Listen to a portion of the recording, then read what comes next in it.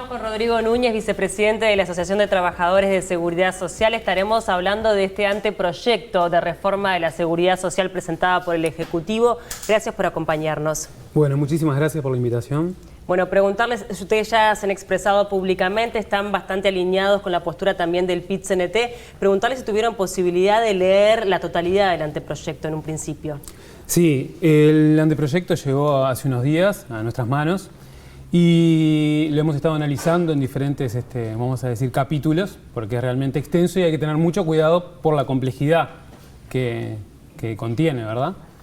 Más allá de eso, nosotros ya desde el 2018 venimos estudiando por dónde puede venir o llegó realmente este anteproyecto, porque ya diversos actores políticos desde 2018 planteaban que era necesaria una reforma de la seguridad social y entonces venimos trabajando con nuestros conocimientos sobre el tema y también sobre la práctica de la cotidiana en todas las oficinas del país, sanatorios, etcétera, y ya tenemos un poco visto por dónde las tendencias más grandes, por dónde puede venir este anteproyecto presentado. Hay algunos temas como el de la edad que son de los que más se conversa, también quizá porque es fácil de identificar, ¿verdad? Y otros que son como más complejos hasta de explicar. Pero ustedes mismos han hablado de que actualmente la edad promedio de jubilación son los 63 años, con lo cual esto implicaría que estamos hablando de 2 años más a la larga, lo que se estaría planteando hoy, luego de todo el proceso que llevar a los 65. Sin embargo, ustedes plantean de que en la práctica va a llevar a los 68. ¿Por qué ustedes consideran que va a llevar a los 68 años de edad y no que se va a ir llevando hacia los 65, porque hoy ya es casi un hecho que hasta los 63 se está jubilando mucha gente? Es muy interesante la pregunta. La situación es la siguiente. En el día de hoy, el régimen general indica que la edad mínima jubilatoria son los 60 años, pero la gente, por diferentes situaciones, podemos decir que un poco por opción y otro poco por obligación, se ve en la situación de irse por su voluntad, o a veces no por su voluntad, sino porque no tiene el causal para realizarlo, en un promedio de entre 62 y 63 años. Eso es lo que está pasando hoy. Si se modifica esto, tomando un ejemplo, vamos a hablar en términos grandes para no entrar en detalles porque se puede hacer muy complejo entrar en términos más de detalle. Si se modifica que la edad mínima jubilatoria pasa de 60 a 65, va a tener más requisitos para llegar, va a ser más difícil y va a ser más difícil también cumplir con esa edad porque también tiene en cuenta los años trabajados. Entonces ese momento de que se ve obligado a trabajar en esta regla de juego actual a los 63 años, se va a llevar a que eso se proyecte por encima de los 65 años también. Por eso puede darse la situación que se vea gente obligada a trabajar hasta los 67 o 68 años en promedio. Estamos hablando de un plazo a 20 años hacia adelante. Exactamente. Bien. Sí, y en el transcurrir de estos años hacia los 60, donde se va a ver completa la reforma o este proyecto, si es que sigue adelante, la reforma de la seguridad social. Antes de hablar de la reforma de la seguridad social, preguntar cómo está hoy el tema, cómo están funcionando las AFAPs, por ejemplo, que también fue un cambio importante que tuvo el sistema previsional en nuestro país. Bueno, el sistema previsional a nivel mundial optó en un momento por ir por la vía de administradoras de fondos previsionales de AFAP que retienen, vamos a decir, los ahorros previsionales y con esos ahorros generan dividendos, vamos a decir, ¿verdad? Más de 20 estados, países en el mundo fueron por la vía de ir por estas, lo que acá se llaman AFAPs, que en otros países se llaman de otra forma. Ya 17 de esos países revirtieron esa opción, salieron de lo que tiene que ver con el régimen AFAP. Nosotros planteamos que el régimen AFAP tiene muchas dificultades. Primero que nada, debilita lo que es el BPS como tal y también hace un uso de lo que son los recursos del ahorro previsional que lo vemos como realmente que muchas veces es difícil de entender por la población, pero que, por ejemplo, en el año se puede llevar 12 millones de dólares solamente de ganancia a las AFAPs. Y esos montos pueden verse invertidos en otras situaciones que pueden ser importantes. También, un detalle más, el tema de qué se hace con ese dinero, en qué se invierte. Eso es algo que es interesante ponerlo en discusión, porque muchas veces ese dinero no se invierte.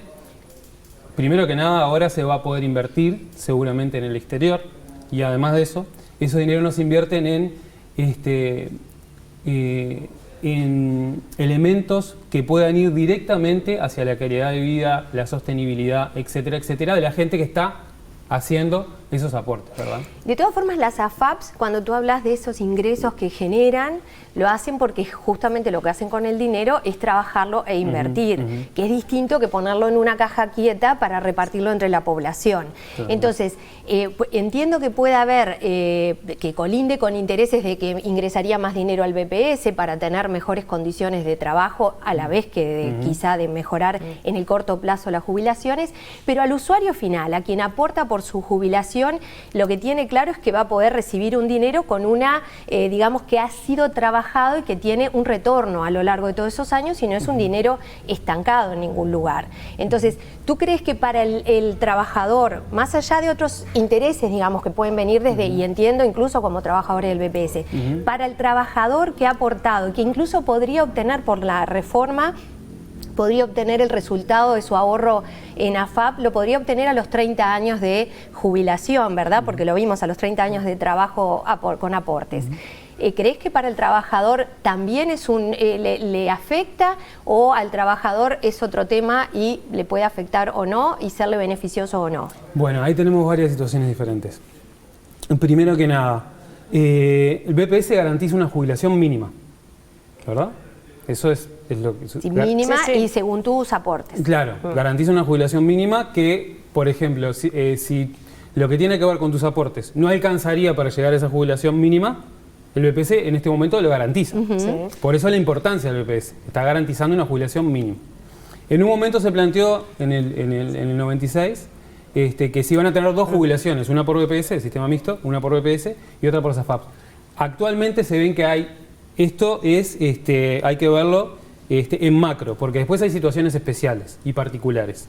Pero podemos ver cómo hay muchas veces la gente se va a jubilar y tiene la jubilación mínima, que está en el entorno de los 15.000 pesos hoy en día, y por la FAP recibe a veces 700 pesos, 500 pesos, 1.000 pesos. Pero tiene que ver con lo que aportó. Exactamente. Porque no es que la FAP por te eso asegure. Es lo importante de ver qué porcentaje de población pueden verse afectados. ¿Por qué es importante que la seguridad social esté asociada y vinculada a atender esa vulnerabilidad en el mercado laboral? Bueno, en este anteproyecto también se habla de un suplemento solidario, está planteado allí. ¿Qué opinión tienen al respecto? Justamente para eso, para poder llegar a determinado nivel en la mayoría de las jubilaciones o las que no alcanzan. Bueno, en lo que tiene que ver exactamente con eso, tendríamos que entrar más en detalle a tener un diagnóstico preciso para tomar postura sobre eso. Lo que nosotros entendemos es lo siguiente. Si bien se estudia que hay un pilar que se llama pilar cero, que es donde empieza el aporte, desde donde uno empieza a aportar con los sueldos más bajos, vamos a decir, que ahora podrían pasar a la FAP, está en ese sentido, pero el Estado, por otras vías en este momento, por ejemplo lo que tiene que ver con el MIDES, atiende esa población. Entonces nosotros tenemos que verlo esto más globalmente. ¿Qué va a pasar en esas situaciones? Hacer un estudio concienzudo del tema para ver qué va a pasar con esa población, de dónde van a salir esos recursos, para que entender lo que nosotros planteamos la seguridad social como un sistema que está compuesto por varias sectores de lo que es el sector público y atienden diferentes situaciones. Claro, en realidad digo, es un tema, como dijimos, complejo, que también hay que analizarlo con los técnicos y bueno, los mismos especialistas en definitiva tal vez no han podido leer todo el anteproyecto, pero bueno, se habla, por ejemplo, como dijimos, de este suplemento solidario, también se habla de que en definitiva, a la larga, un gran porcentaje de las personas cobrarían una mejor jubilación que la que se cobra actualmente. Bueno, en ese sentido... estas reformas realmente no son a corto plazo seguro ni a mediano plazo. No, tampoco está planteado que se haga en corto plazo, que es un proceso que se va a iniciar. Es un proceso a largo plazo, y los procesos a largo plazo hay que tener en cuenta de que uno puede partir de un esperado teórico, pero que en la práctica hay muchos elementos que van a entrar en juego, muchos elementos que van a entrar en juego. Lo que nosotros, desde nuestra perspectiva, tenemos intentamos plantear y garantizar es lo siguiente, que la seguridad social, ¿por qué planteamos que tiene que ser pública y estatal? Por todo lo que atiende. ¿Y qué es todo lo que atiende? Muy brevemente, la gente seguramente lo conoce, lo sabe, pero atiende todo lo que tiene que ver con los subsidios por desempleo, todo lo que tiene que ver con las prótesis, etcétera. Todo lo que tiene que ver con muchas situaciones de vivienda para personas mayores, por ejemplo. También lo que tiene que ver con el área de la salud, que son enfermedades raras, lo que se llaman defectos congénitos. Y todo eso sale también de la seguridad social. Por eso... Claro, pero estamos hablando de las jubilaciones y entiendo que tú plantees el abanico total de servicios que presta el Banco de Previsión Social, que también, evidentemente, algunos están vinculados mucho a lo que hace el sector de salud, ¿verdad? Pero estamos hablando de jubilación y por eso en ese sentido ustedes hablan, en línea con lo que decía Paula, ustedes hablan, si bien sí aceptan que hay una cuestión de que algunos a la larga van a terminar cobrando más, un poco alineados con lo que en su momento Rodolfo Saldain planteaba, pero por otro lado también dicen que se trata de un régimen deficitario y ustedes hablan de un BPS fuerte. Entonces, ¿cuál es la propuesta de ustedes? Que aparte están dentro del BPS, sí, porque en realidad, respecto a las jubilaciones. Sí, y además ustedes consideran que una reforma es necesaria, o sea, ¿entienden que es necesaria hacer esta reforma? Nosotros tenemos, sí. Bien. Hay dos cosas, primero que nada. Primero, nosotros entendemos, en el estudio preliminar que hacemos del anteproyecto, es que se pone el énfasis en las salidas, es decir, el egreso que hay, el ingreso de las jubilaciones, etc. Nosotros tenemos que poner el énfasis para que no sea deficitario justamente en las formas de ingreso, las fuentes de financiación, de dónde surgen, qué pasa con las grandes exoneraciones, qué pasa con la situación que no se resuelve de las pequeñas y medianas empresas, pero que tampoco se tocan el gran capital, los grandes capitales no se tocan en este sentido. ¿Qué sucede también con otras formas alternativas de financiación o de aportación que hay en este nuevo mundo de trabajo en el cual nos vamos a enfrentar con los cambios grandísimos que hay? Como por ejemplo, para que podamos entender... Bueno, por ejemplo, nosotros tenemos situaciones cada vez más de automatización de puestos de trabajo que antes lo hacía una persona física, que ahora un trabajador, una trabajadora, que ahora lo hace algo robotizado, automatizado, etcétera, etcétera. ¿Qué pasa con esos puestos de trabajo?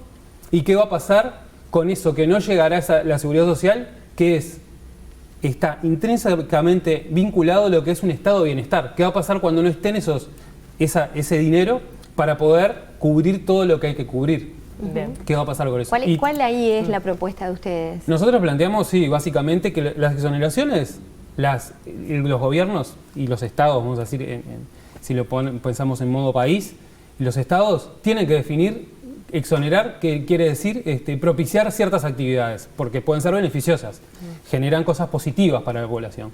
Y eso está perfecto, está muy bien. Pueden ser actividades culturales, actividades educativas, de salud, etcétera, etcétera, etcétera. Pero claro, si esa exoneración se pone sobre, es decir, el peso cae sobre el sistema de seguridad social y sobre, por ejemplo, el BPS, se convierte en deficitario. Lo que tiene que estar interesante es un rediseño de dónde se ubican esas exoneraciones o esas diferentes situaciones para que eso no se refleje en el déficit y el BPS pueda funcionar de la mejor manera. Rodrigo, la verdad que, bueno, a ver, nos quedaríamos charlando toda la tarde porque es un tema muy amplio y muy complejo, pero no quiero despedirte sin preguntarte por el tema de un plebiscito que ustedes allí plantearon, ¿no? Esta posibilidad, si se llegase a aprobar este proyecto, un plebiscito para derogarlo. Sí, en ese sentido nosotros, antes que nada, planteamos la siguiente situación. Este es un proceso de un tiempo, es un proceso que ahora se está discutiendo a nivel parlamentario, los diferentes actores políticos y actores sociales y demás. Seguramente esto va a llevar un tiempo. Nosotros planteamos, además de eso, que como está dada la situación hoy en el BPS, creo que no estamos en etapa de plantearnos un anteproyecto de una reforma de seguridad social cuando hoy, por ejemplo, tenemos una problemática en lo que tiene que ver con la plantilla de personal, es decir, la cantidad de trabajadores y trabajadoras que están hoy en BPS, que está haciendo realmente agua por todos lados. Que es otro tema que de verdad que hay que atenderlo, bueno, porque la rendición de cuentas aprobó una cantidad de ingresos bastante inferior a las que necesitan. Eso, digo, está claro, pero de repente van por carriles paralelos. Sí, van por carriles paralelos porque está totalmente asociado, porque es una reforma que la va a tener que llevar adelante los trabajadores y las trabajadoras del BPS. ¿El plebiscito es viable en este caso de una ley que se presenta por parte del Poder Ejecutivo? Ahí va el plebiscito en el sentido de que es una consulta popular y se puede hacer. Nosotros lo que estamos ahora haciendo es un proceso de vínculo con abogados constitucionalistas para ver cuál es la mejor forma del punto de vista formal, en qué momento y en qué proceso hay que hacer, y después el contenido. Y el contenido en qué va a estar situado realmente se podría decir en lo que podemos llamar blindar a la seguridad social desde el punto de vista que sea sostenible económicamente, pero que por sobre todo sea sostenible socialmente, para que sea, como ha sido en toda la historia del siglo XX y en este siglo XXI, un BPS fuerte, una seguridad social fuerte, que sea el sostén de toda la población. Brevemente, ¿cómo está dificultando hoy el funcionamiento el hecho de que no esté todo el personal que se necesita a nivel de país? Sí, muy brevemente, nosotros tenemos en este momento, por ejemplo, en algunos lugares del país, funcionando una persona, está un trabajador, una trabajadora de BPS, una sola persona en una oficina en lugares del interior del país donde es muy importante, eso es como un hecho fundamental que tenemos que atender. En el tema de la salud, el área de la salud también es muy importante porque son procesos muy delicados de enfermedades que son complejísimas y que se están yendo profesionales porque la gente pasan los años y tiene que irse, con unos conocimientos muy interesantes y no hay reposición. Y para cerrar en lo que tiene que ver qué problemáticas podemos ver así, más emergentes, tenemos la situación que hay lugares del país que las personas, la ciudadanía, para agendarse, para ir a procesar su jubilación, recién está obteniendo un número, una agenda, un día y una hora, para noviembre de este año, octubre o noviembre de este año. Son situaciones que realmente a nosotros nos tienen con mucha atención. Rodrigo Núñez, vicepresidente de la Asociación de Trabajadores de Seguridad Social, gracias por acompañarnos. Como dijimos, es un tema que obviamente va a estar en agenda durante los próximos meses y la idea es ir escuchando las diferentes voces para poder intentar entre todos entender de qué va y bueno, también esto es algo que nos involucra a todos los integrantes de la sociedad, así que es importante la información. Gracias por el tiempo. Bueno, muchísimas gracias.